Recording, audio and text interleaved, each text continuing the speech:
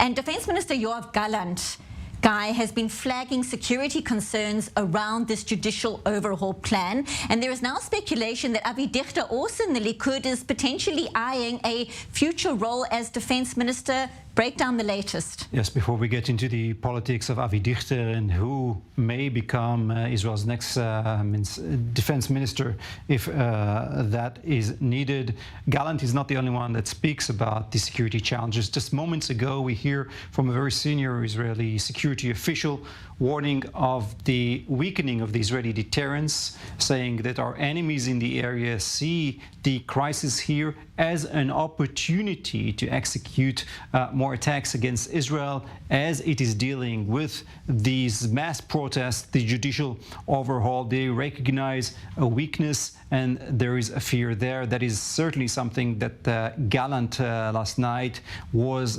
referring to, and there are so many security concerns at this hour, both at the north and within Israel, including Iran. And also, just an hour ago, we heard from the IDF Chief of Staff, Herzi Halevi. He was speaking to new recruits earlier today, speaking to them both about the external risks and about the situation in which the IDF is in right now as the army of the people. Let's take a listen.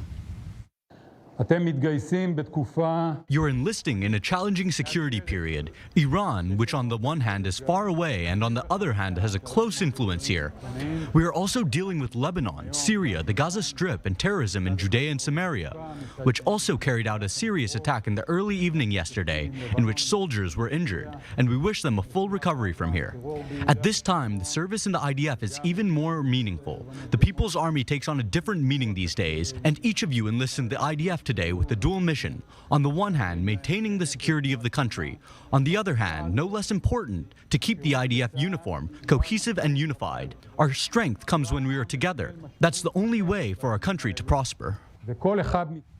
Yes, so Herzi Halevi, they're speaking to new recruits, warning, first of all, about the IDF's role as the army of the people. Of course, referring to all these calls we heard from pilots, from other top Israeli fighters who say they will not serve under this government if the judicial overhaul passes through. But just as importantly, referring to the risks outside, we have heard warnings about a multi-front war that could take place here, and all of these things coming together pose a very dangerous threat, and this is what they're all talking about.